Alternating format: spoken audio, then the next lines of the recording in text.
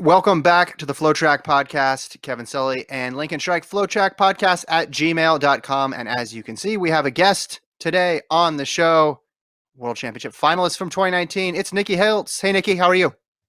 Hey, good. How are you guys? Doing well. Thank you very much for asking. Before we get into all the details about your reaction to the Olympic postponement and your 2019 season, I got to start first with the April Fool's joke heard round the track and field world. We all thought you were married for a moment. Can you explain your motivation and your execution of this great April Fool's joke? Okay, so I feel like a lot of people think that we did this shoot for April Fools, but I feel like I have to backtrack. We were asked in January to be models for this wedding venue here in San Diego, and we were like, yeah, sure, why not? And after we had all these pictures from it, and I was like, well, we can never post these because we're not married. And then I was like, wait, we can post them on April Fools. And I was like, come on, let's do it. It'll be funny. And Trace was like, maybe not. I was like, no, it'll be good. I have so much regret. It was just too good that it was so believable that USATF was like, congratulations. World Athletics tweeted at me. I was like, oh no, what have I done? And so it's but yeah, I don't know. I think people think that we did it for April Fools when really that wasn't the case at all. When did you realize that your plan for an April Fool's joke maybe had, I don't want to say gone too far, but had fooled everyone and was going to be something you were going to have to come back and backtrack on? I think it was when our college coach, Lance Harder, texted us and was like, wish you guys a lifetime of happiness. And we're like, oh no, what have we done? And then USATF quote tweeting it. I was like, okay. But yeah, I don't know. Everyone, it was cool to see all the support. That was awesome. I was like, wow. So if we ever do get married, it's awesome to see that we have so much people backing us up. Yeah, I was gonna say you have a template for now, what Right. people's reaction should be. And if they offered you congrats this first time, but they don't do it the next time, then Yeah. I don't know if you can keep them in your life. It's not really authentic. Yeah, exactly. We also had people asking us are we registered and can we send you a gift? I was like, oh my gosh, should we keep this going? Should we start a registry? Yes. I can, as someone who is married, let me just say, get all the free stuff you can, even if it's going to happen again later. Just get it all now. Yeah. So, Nikki, how have you, in this quarantine time and when there's no races coming up and the Olympics have been postponed, how have you been making do? Are you able to train outside still? Are you running with anyone else? What are you doing right now with your running? Yeah, so I think the biggest obstacle, I would say, is the fact that gyms and strength training is such an important part of any middle distance athlete. So that's definitely been an adjustment. And I ordered some weights at home stuff so I can do that here. So yeah, and the good thing about running is it is something that's still allowed. And every time I go for a run, I see so many people running, because it's just one of the only form of exercises that is still allowed. So I'm definitely really happy that's the scenario. But I mean, the hard part is San Diego closed all their parks and beaches. So it's, as far as soft surface goes, it's kind of hard to find a place to run because all the soft surface places were parks. So that's kind of been another obstacle. It kind of feels like a concrete jungle right now, but yeah, I mean, I don't know. It's just a crazy time, and I think we're all making the best of it. We stopped meeting for group practices about 2 weeks ago when California went on lockdown. So it's hard not running with people, but I have my girlfriend and she runs with me, and that's nice. So yeah, it definitely is an adjustment, but definitely really happy that running is an activity that's now. When you're out and about, as you mentioned, I think it's common everywhere now that it's just so crowded. Even people who weren't runners before now are relishing any opportunity to be outside. What type of Right. social distance runner are you? Are you one that just is going to go to the opposite side of the street when you see somebody coming? Do you turn your head away? I see different people taking different approaches to this. How are you dealing with it? No, that's a good question. I not on the spot, but if I see someone coming, I run into the bike lane. Just because I don't know where they stand, like if we accidentally get within like 4 feet of each other, like I don't want to step on anyone else's toes. So I feel like I go to extreme measures to like jump out of people's ways sometimes. But I think it's just like kind of like a moral dilemma, when you want to limit yourself from going to the grocery store, you want to limit your contact with people as much as possible. And so, yeah, when I'm out there running, it almost feels like I'm kind of in a 1500 race, you kind of have to like jump around a little bit. Like, I think no runner has actually like really helped me. Like we were talking, like so much of it is like being comfortable with when it's uncomfortable. Like when the pace picks up, it's like, how are you gonna, okay, like this is your new comfortable. And then it's also like the best athletes are the ones who can, adjust when like something doesn't go their way. And I feel like so many times in the 1500, I've like had a race plan and like, okay, this is how it's going to go. And like, this is where I'm going to be. And then, the race looks nothing like your plan. And so I feel like it's kind of like a metaphor for what's happening, right? Oh, it's an Olympic year. I'm going to do this, this, this, and this. And it's like, boom, like, oh, someone falls or like something, some bump in the road happens where it's like, oh, wow, this wasn't what I thought it would look like. But it's like, okay, how do you adjust now? How do you look at it a different way? And so I think, it's like being a runner is almost like prepared me for this in a way. It's like runners are very resilient. And, I also think about when I've been injured, it's like I always come out like stronger because of it. And kind of like an injury, but like we're all injured, mm-hmm. and we're all just kind of like, okay, how do we deal with this? How do we get through the other side stronger?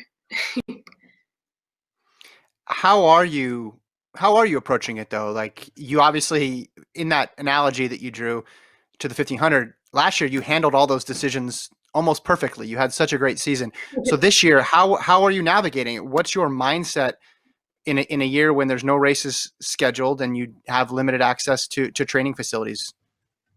Yeah, that's a good question. I would say about 2 years ago, I was pretty stressed. Okay, what does this mean? Like, what does this look like? Like, I feel like my world was like flipped upside down. And so, I feel like I've been talking with like my mom a lot and like people, just like connecting with people more now that like the world has slowed down.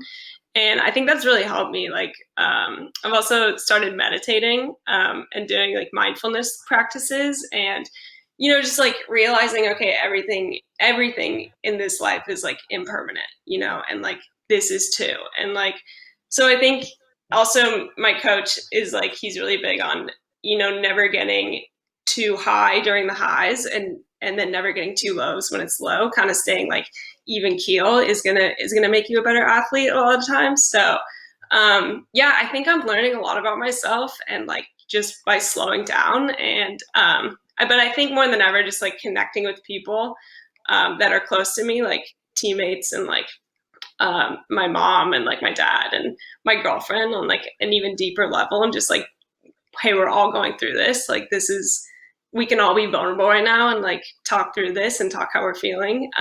So yeah, it's definitely an adjustment, but I feel like I'm like learning about myself more and learning how to like deal with these stressful situations. The joke, I mean, joke is the wrong word, but the thing early when this quarantine started happening across the country was that, runners aren't going to have to change their routine too much, especially professional runners, because they eat, sleep, and train. But I'm wondering for you, other than you mentioned your training routine has changed, what has changed in your day-to-day life now that, going places is kind of off limits? Like what changes have you had to make in that realm? Yeah, it is so true. I mean, you wake up, you go for a run, you meet your teammates, you go for a run, and then you come home and you kind of like are quarantined. Like that's the normal day of a run. So I think what's changed is not having a race on the schedule. I feel like I'm someone who trains to race. I'm not really someone who's like, I mean, I like training. I love running, but what really gets me up every day is like, okay, what's my next race? And how am I going to perform at that race? So that's I would say the biggest change for me is trying to deal with like, okay, there isn't a race, and right now it kind of is all about the training. And so we've kind of gone back to base training and kind of what we do in the fall we're doing now. And so it just kind of like reset.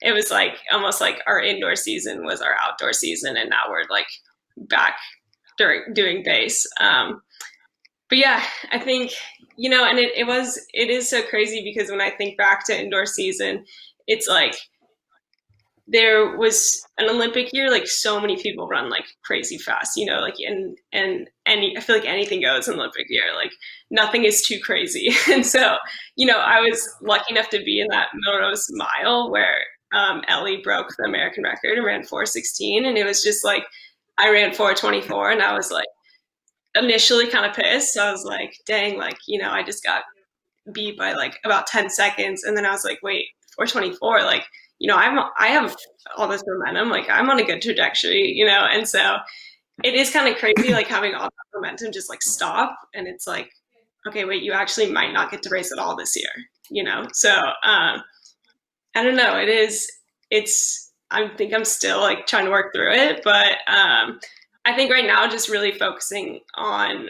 like why you run, like your training, and like I think just simply going for a run is like feels so much different now, because it's like, okay, this could get taken away at any moment, like nothing is guaranteed. And so, yeah, but I think the biggest adjustment is probably no races on the schedule. And, how do you focus on, how do you get excited about training when there's no races? And I do want to get back to that Melrose race that you mentioned, because that was such a crazy race for so many women in there. But just talking about going back to base training, I was wondering, because some athletes have not been able to access a track. One, do you have access to a track right now? And two, are you doing any track type workouts, or is it all just building base? Yeah, so no, tracks got closed, I think about like last week, but it was kind of perfect timing. Last Sunday, I did my longest run ever, 14 miles, and then like 70-mile week. And then after that on Monday, so starting this week, we just like reset. So now it's like kind of a down week right now. I'm only going to do like 45, 50 this week, and then like kind of work my way back up. And the only workouts will be like maybe a tempo run in like 2 weeks, and then like tempo runs and fartlek. So as of right now, my training doesn't need a track, and I'm okay with that. Just kind of going back to fall base training. But yeah, I mean, I'm so lucky that like my coach, Terrence is so like calculated and smart, and he knows he can work backwards from, okay, now the trials are in 2021. Well, what do you have to be doing right now to be on fire then? And he can just, I think within a week he was like, okay, this is the new training. He just like mapped it all out. And it's really cool to see like how he's so knowledgeable, and like how he tackles every new information is coming out every day, and in a month it could be like, okay, wait, there's a race in August, or something, and he'll be like, okay, well now we got to sharpen and we'll do this. And so I feel like I just trust him completely, and I think it's really important right now for all athletes to just really go all in and trust your coach and their training, and trust that they know what they're doing during this time. yeah, I don't know. Does that answer your question? Yes, of course. If I know it's hard to plan ahead, and it sounds like I don't know the answer to this because you said how much you love to race. If there is an abbreviated racing season in July, August, September, would you be willing? Would you want to get in those races? Yeah, definitely. I mean, I have no idea what type of shape I'll be in, but racing is what really excites me. And I would, I feel like I'm never going to take another race for granted. And I think a lot of athletes would say that right now. And it's, so the next chance we get to line up, I think it's going to be like really special. And like, I think we're all going to like, kind of look around and being like, okay, we love to do this. And this is, this is so fun that this is our job. And, it was taken away from us and like now it's back. And I feel like it's just going to have like a whole new meaning, and I feel like it'll be so much more like wholesome, like a reunion. And like, I don't know, I'm just like picturing in my head, like, just like everyone singing Kumbaya and like holding hands on the start line. But yeah, no, I will definitely be racing as soon as there is a race, just honestly for like my sanity, even if I'm not in good shape. I know Lincoln wants to ask more questions about that Milrose race, so I'll just ask a broad one. The Milrose race obviously was incredibly fast. You mentioned how quick Ellie ran, but then you go back to Doha, and you're also involved in the fastest, deepest women's 1500 of all time. So, are you the common denominator here? You add you to a race, and all of a sudden, it's one of the fastest we've ever seen. Is that what's going on here? Yeah, sure. No, I don't know, but. Yeah, when I think back to the World Championships, I was just like, so I wanted to make that final so bad. And so I feel like for me, it's almost like the semifinal was my final. I was like, I don't care what it takes. Like, I'm getting top 7. Like, no one's going to beat me, And then I ended up running, like, I got 7th and ran a huge PR. And so I think once I got to the final, I was a little burnt out. I've never done 3 races in a row like that. And so it's like, I know I can handle 2 races, but maybe I just still need to work on, how to be ready for that third one, which is, it's like, we were at the trials like this year, there was going to be, there's 3 rounds. And so now it's kind of like, oh, I get a whole nother year to get stronger, to be ready in that third round. But yeah, no, it is. I have been a part of some really fast races, and it's kind of crazy because that's like my least favorite part about racing. Like, I don't like races that are time trials. Like, to me, that's just like not exciting. I like races that are tactical and like you have to think on the spot. So yeah, but no, it is. I mean, it is really something to be able to say I was a part of the fastest 1500 meter final like ever. But yeah. Well, speaking of 2019, you raced a lot. You had a lot of really good ones, and you could point to 5 or more races that were, quote, your breakout race. But what was the performance, if you look back to last year, that stands out to you? Is there one that you've kind of can circle and say that was the best race of the season? I think I would have to say USA's and just getting that 3rd spot. Nothing can like compare to that, making your first US team. And yeah, I just remember that race like so well too. I think with 300 meters to go, that's like where my family was sitting. And I just remember like just like hearing all the screams, and like in that moment I was like, okay, I'm making this team, because I just like felt, I was like, I have at least 3 more years and we have like 300 meters to go. And then like the only part was like, okay, how do I get out of this boxed in situation? So yeah, I mean that one, and then crossing the line and like actually doing it and like being 3rd was just like, I don't know. I feel like that's what's like I think back to that race, and that's what motivates me to like want to do it again, just because it felt so good. And it's like, yeah, I guess you could say like 2019 I ran really well and I had all this momentum, but like I don't think that momentum's like, I think it's just kind of put on pause right now. I don't think whatever I did last year like doesn't mean I can't do it again in 2021 or like channel that athlete again. So yeah, it's just kind of put on pause, and like we're just working through it day by day now. But yeah, God, it feels like a different world, like 2019 versus like right now. But yeah. I think there's a good reason for that. Yeah, definitely. Yeah, I would go back to 2019 in a heartbeat. Don't worry. I'm sure all of us would.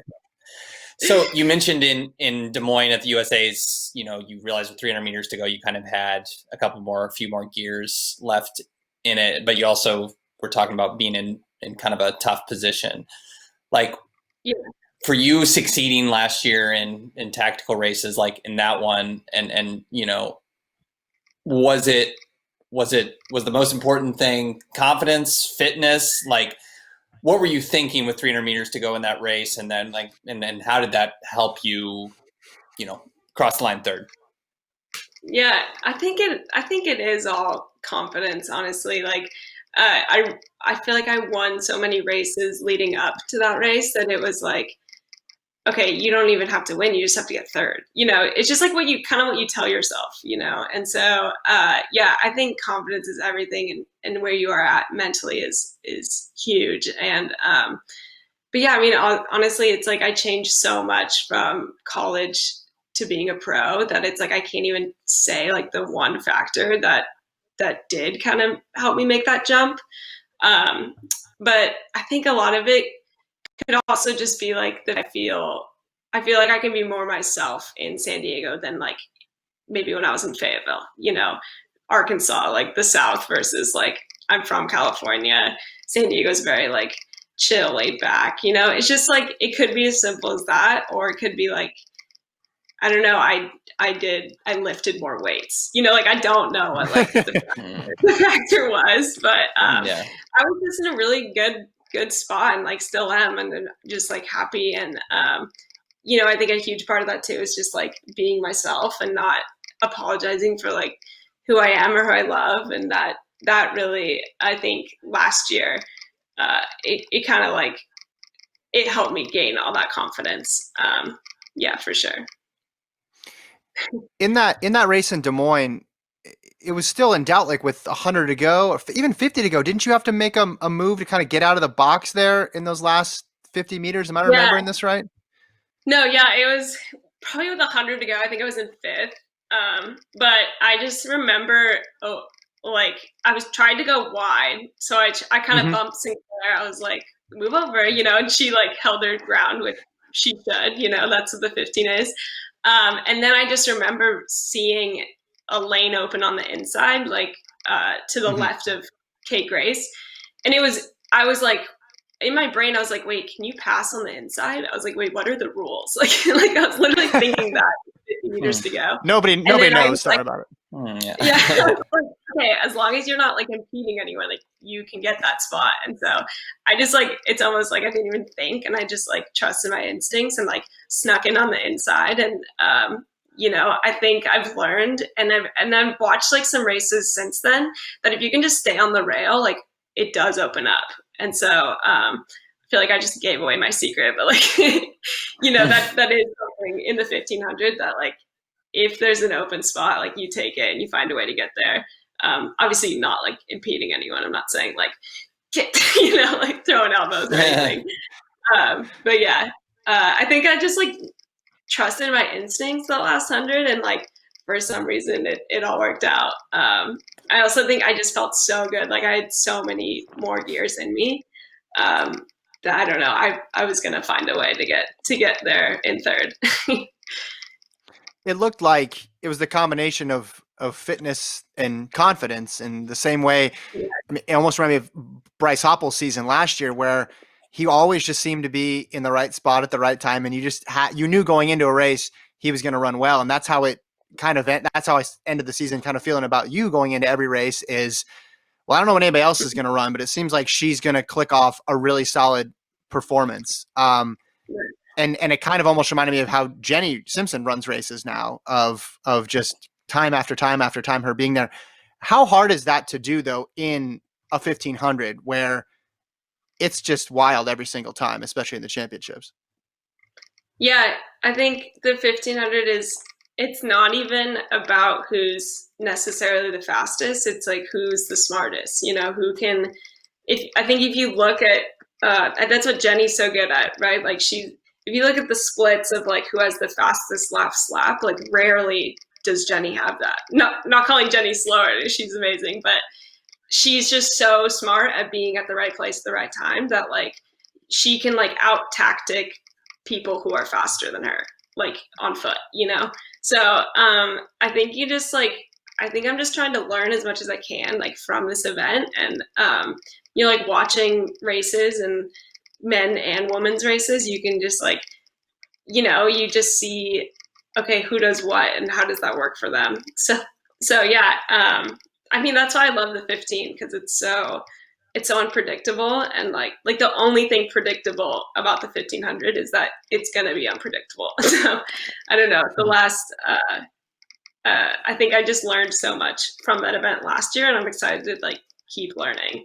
And I'm just like really thankful that I have like my youth, like this, it's like if this Olympic year I was going to be 25 for the 2020 games and now it's like I'm going to be 26 and that's like I feel like when you're on this side of 20 like that's a good thing, like oh one more year to get stronger. So yeah, that's just how I'm looking at it and yeah, I think that's why I love the 15 so much. Well, the 1500 right now is, I mean, it's always been hard, but it's ridiculous right now with you, Shelby, Jenny. If Ellie chooses to run that distance with Kate Grace, with Sinclair, do you ever wish you picked it, or do you ever wish your event was an easier one in the U.S.? I don't know what's an easier one. What, the 5K? I mean, the race walk is open, I think. Well, actually, I don't know. I don't know. No, I'm just kidding. No, I mean, I think it's exciting. Like, I feel like I'm someone that if I just remember last year a bunch of girls went and ran 405. Like, I think it was in Nashville or something, and it was right before the Portland Track Fest where I was going to open up, like, run my first 15 of the year. I just remember thinking, like, I was like stoked. I was like, oh my gosh, like 10 girls just ran 405. And then I was like, okay, like I can do that. It's just kind of like, I think in this event, it's like someone does something and then it kind of opens like the doors to like what's possible. And I think especially with like women's middle distance running, we're still like trying to see how fast we can go. And I think Ellie running 416 was like, oh, okay, like, yeah, maybe 416 is the new like 420, And so I think it's a really exciting time. Like, yeah, of course it's going to be hard to make a team and there's going to be 12 people that are gunning for it. But I think when you make it, it makes it that much more special. You're like, okay, like on this day I was top 3 and like, I don't know. It's just, I think it's more exciting than like, dang, my event's so hard, Yeah. But yeah, and I mean, I can't pick an easier event. What, the women's 8? Yeah. Like Yeah. the women's 5? I don't know. Yeah. Track athletes are notoriously friendly with each other as opposed to other sports where maybe there's more rivalries that are closer to being bitter. But are you close with Jenny, Shelby, and some of the other women you race frequently in the U.S.? Do you talk with them? Like, I know you don't train with them, but what's the relationship like when you guys are competing for like crucial spots for teams? Yeah, no, I think I'm definitely friends with a lot of my competitors. I think Shin Nosika is one that comes to mind. We're always like joking, like right on the start line, like right before a race. Me and Ellie got pretty close in Doha. Shelby's hilarious, but like when it's game time, like don't even look at her, So everyone's kind of different and that's just like our personalities. But at the end of the day, like, yeah, I would say a ton of us are friends and close. And, you at all these meets, like when I turned pro, I didn't realize that a lot of these meets have like kind of before hangouts and after hangouts, and so you just get so much closer to all these people. And I think I remember one race. I think it was the last year, like Kyle Merber's the the mile he puts on Long Island, everyone's like warming up together. Like athletes will be like, I warmed up with like 3 people who I was racing with, and it's just like that never happened in college. I wouldn't go warm up with like Alabama or Florida, before my mile, but it was just, it's kind of cool, this like camaraderie that does happen. I mean, and there definitely are athletes that like to keep to themselves, and there's nothing wrong with that. That's just who they are. But no, I'm definitely a social butterfly, and I like connecting with those other girls who are also social. What was the reception from your competitors, your fellow athletes, when you told your personal story, when you talked about coming out and all the challenges that you've been through, and also how that led to, like you mentioned before, breakthroughs on the track? What were some of the things that your fellow athletes shared with you? Yeah, that's a good question. We were, Trace and I were talking the other day about this post. The Adidas posted a picture of me holding the pride flag after I won the Adidas Boost Games. And there was all these like comments on it that were, just blatantly homophobic. And we were reading through them like the other night, and I like started to read through them back when it happened, and I was like, okay, this is like too hurtful. But like we were talking about it, we're like, wait, let's like go back and look at some of those, and we were just like cracking up at how many athletes like that we knew and that we're friends with were like clapping back to these people. And I was like, dang, like I never even realized, because I stopped myself from reading them. I never even like how many like have my back, and like we're literally fighting with these trolls on this picture. And so yeah, I mean, so I've never had a competitor of mine, say anything bad to me about who I am. A lot of it is like, it's so awesome, and like keep doing you, and like yeah, I think it was just so funny the other night. We're like, oh my gosh, like, okay, Hot Pockets, like Lauren Paquette was just like going off with this troll. But it's just funny. It's cool to see people.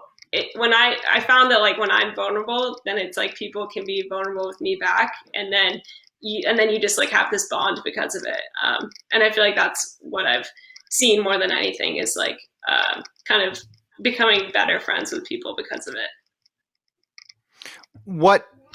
Obviously, because you have this platform as one of the fastest milers in the world, how do you plan on using that platform for issues like this that you care about? Yeah, that's a good question. So I really want to put on a race, kind of to bring my 2 communities together, the LGBT community and then my running community. And so I was like, well, we can't do it this year because like it's an Olympic year, and like I really got to focus on running. And then it's like all of a sudden, wait, it's not an Olympic year. So I think like we're gonna maybe do, basically I'm going to put like all my energy during this quarantine into like getting creative and like what that looks like to like put on a race. And then within the race, like having all the proceeds go to like the Trevor Project, which is, the suicide prevention line for LGBTQ youth, and having, maybe right this year, it doesn't make sense to have a race, but maybe this year make it virtual, and then next year make it, a race here in San Diego. And then I think I want to eventually, kind of do what Emma Coburn does with the Elk Run, or Kyle Merber with his race, like have elite athletes there as well, not just a community race, but, kind of like have a elite race and then a community race, or whatever that looks like. I think I've always wanted to do something like that, and I feel like it's really exciting because like I get to work on that right now during this time. I hate to change gears because what you're talking about is so cool and important, but I see the guitar in the background, and you mentioned getting creative. Do you play that guitar? I do, yeah. I've definitely been playing it more since we can't leave the house, but yeah, I do. My dad taught me when I was like my senior year. I got injured in high school, and he was like, well, I'm going to teach you how to play guitar. I was like, okay. So it's kind of like I have it's like my injury guitar. Like when I got injured in college, I like got really into it, and like now it's kind of, obviously I'm not injured right now, but it's kind of like, okay, it's like when I kind of go through a hard time or like when I can't run, it's always something like I can turn to. So yeah, it actually has been played a lot recently. What's your go-to song? I really like The Head and the Heart, like any of their songs. I feel like Rivers and Roads, like kind of into like folky or like Avett Brothers. I don't know if I have a favorite song. Maybe That you can play. That like you're saying music you can play? Yeah. Oh, okay. Oh, cool. Oh, you're saying what's my favorite song? to play. No, to play on the guitar. Oh, yeah. What are the any of those? Got it. Yeah. Got it. She's good, Lincoln. She's good at the guitar. All right. I hate that I was questioning. See, Kevin, you kept getting good questions. She kept telling you that your questions were good, and mine, it's fine. But you just look at what's in the background, and you're like, hey, like there's a thing on your wall. What about that? Oh, good question. Yeah. There you go. See, there you go. Okay, I feel good. I feel better. But no, it's back to you, Lincoln. I'm going to give you another opportunity after that one. You can go ahead. Okay. Yeah. No pressure. Well, tough to follow that one up. You mentioned that you're busy doing awesome things and you're putting creative energy, but I'm wondering, what are you doing when you're not doing any of that? What are you binge watching right now? Are you doing any of that on Netflix? Do you have a show you've been watching, and what is it?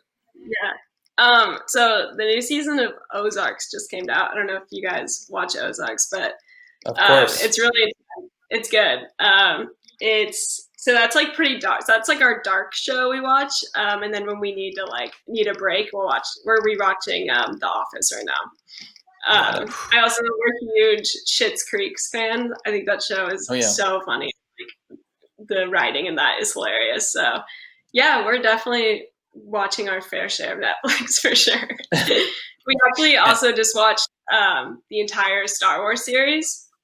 Teresa had never seen them before. And so we watched like all 9 movies. And if I could do it again, we went from 1 through 9, which I was like, why did we do that? We should have started with the OGs, like 4 through 6. And then like basically we should have watched them in the order they were made instead of the chronological order. Because then it ruined the surprise of like, Luke, I'm your father. Because she's like, well, I know that's Anakin, So it was but it was cool to watch it with someone who'd never seen it before and kind of hear like her criticism of it. But yeah, and then we watched the 9th one, which the new one that came out in December, and I hadn't seen it before, so I was like excited to see it. So bad, like so bad. No. Like, this is ruined the whole series. But yeah, you just got to take it for what it is, I guess. You guys big Star Wars? Well, I'm trying to do the same. I was trying to do the same thing. I was trying to do the same thing you were, and get the order right and figure out the way to do it. But what was weird for me was that you start with, what is it, Rogue? Is it Rogue One at the beginning, the prequel? Right? Oh yeah, no, we didn't go into any of the like Rogue One or solos. We just watched them from like the episode 4, 5, 1, 2, 3. Yeah. It was just very jarring. It was very jarring to go from a movie that was made in like whatever 2018 to back to a movie that was made like 40 years ago, and so we didn't get all the way through it, but that's still a goal of ours. Right. Yeah, because you're like, wow, special effects like weren't that special that long ago.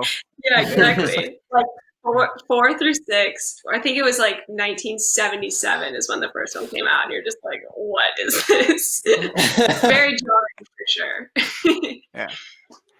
A lot of people have been trying to figure out the key to good nutrition during this time because they're at home and your refrigerator and your pantry get bigger and bigger every time you look at it.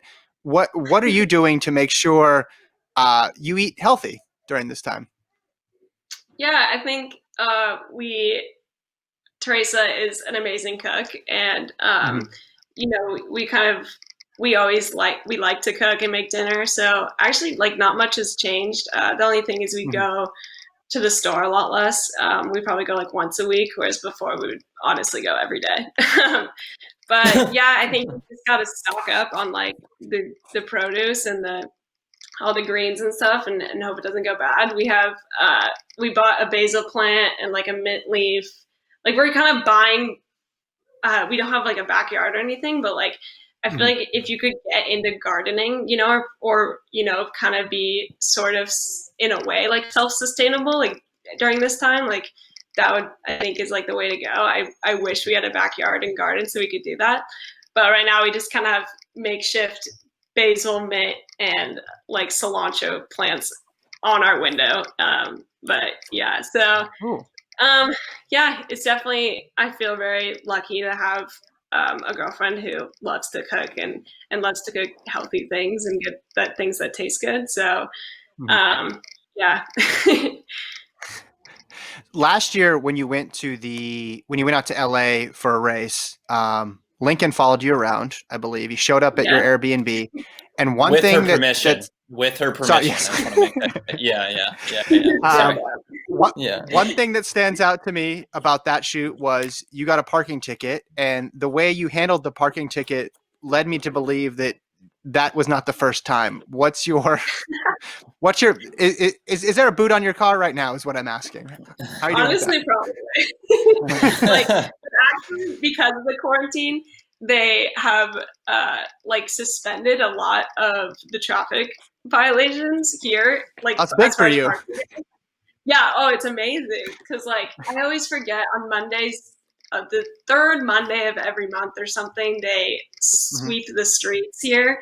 And my car is always on that side of the road and I always get a ticket. It's never gotten towed, but like basically every third Monday, you can guarantee I have a parking ticket.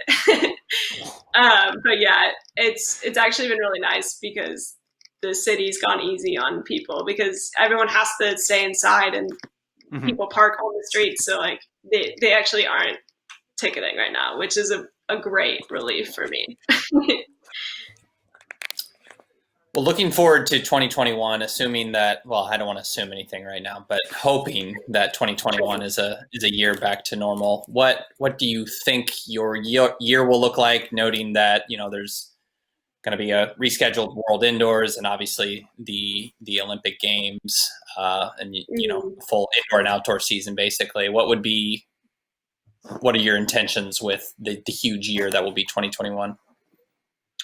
Yeah, I think this year, there was supposed to be an Indoor Worlds and then Tokyo. And I wasn't going to do Worlds. I wasn't even going to do USAs just because I wanted to focus so much more, on the and being ready at the trials. And for me, that meant like racing less. But honestly, I feel like that might change now because it's like, we might go a whole year without any races, and I'm just like, as soon as it's 2021, I'll be like, put me in every race. Like I want to do everything. Obviously, I'm going to be smart about it. But I think in 2019, like I raced a lot, and like I got a lot of confidence from every race I did, even if I didn't win. And so I think we'll kind of see where I'm at, but Terrence, we have these conversations and he's like, you just want to race, do everything. I was like, yeah, I do. So we'll see what 2021 brings. I just know that like, as soon as we're allowed to race again, like you can bet that I'll be there. Yeah. And I don't want to put you too much on the spot, but I think you kind of put yourself on the spot when you did the April Fool's joke. But is there a wedding date coming down the pipeline? Like, or do we have? I know you have to get engaged first, but I don't. Whoa. Yeah. Yeah. I mean, honestly, we're not even engaged yet, but we've been dating since 2016, so like 4 years now. But yeah, I mean, I would love to get engaged. It's kind of weird because I feel like a lot of people plan to get married on like an off year. And I'm just like thinking about it. And now with this new schedule, it's like, wait, there's not an off year until 2026, because we have to wait that long to get married. I don't know. Yeah. But I don't know. I don't have an answer for you. I think we were like, well, now we basically can elope because we have these like wedding pictures, like, you know, so we're just kidding, but yeah. I didn't even think about that. Track weddings are going to be altered too because of this changed schedule. It's really changed everything, huh? Yeah. Wow. One of the thousands of casualties. Not Yeah. literal casualties. Sorry, that was very not good. Sorry. I'm just going to go back in my hole. Just put me in my hole. It's okay. Well, Nikki, thank you so much for taking some time. We wish you all the best this year. Stay safe, and have a good block of bass training out there in San Diego. We look forward to seeing you race when the time comes. Yeah, thank you so much. This was fun. Happy quarantining to you guys. You too. Same to you. Thanks, Nikki.